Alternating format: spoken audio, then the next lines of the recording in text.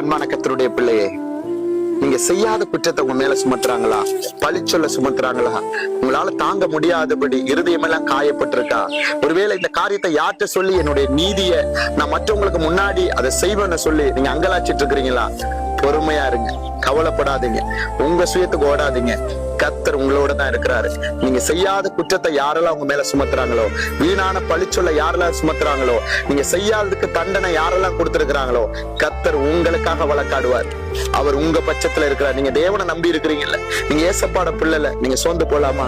கவலைப்படவே கூடாது. அதான் சங்கீதத்துக்கு புஸ்தகம் 37வது அதிகாரம் பாருங்க, 6வது வசனத்தை கர்த்தர் உங்களுக்கு வாக்கு பண்றாரு. உன் நீதியை வெளிச்சத்தை போலவும் உன் நியாயத்தை பட்ட பகலை போலவும் விளங்க பண்ணுவார். அப்படின்னா நீங்க தேவ சமூகத்துல ஜெபம் பண்ணுங்க. உங்களுடைய சூழ்நிலை அவருடைய சமூகத்துல கதறுங்க, கண்ணீரோட சொல்லுங்க. கர்த்தர் நிச்சயமா உங்களுடைய நீதியை அவங்க எவ்வளவு உங்களுக்கு முன்னாடி பிளான் பண்ணாலும், எவ்வளவு உங்க சொத்தை அபகரிக்க நினைச்சாலும், உங்க குடும்பத்தை சீர்குலைக்க நினைச்சாலும், வேலையில இருந்து உங்களை தூக்கி விட நினைச்சாலும், கர்த்தர் உங்க பக்கம் தான் இருக்கிறார். ஏன்னா நீங்க உண்மையா இருக்கிறீங்கல்ல, யாருக்கு விரோதமா கெடுதல் செய்யாதபடி கர்த்தரை நம்பிக்கையா கொண்டிருக்கிறீங்கல்ல, கர்த்தர் உங்க நீதிய வெளிச்சத்தை போல ஆக்குவாரு.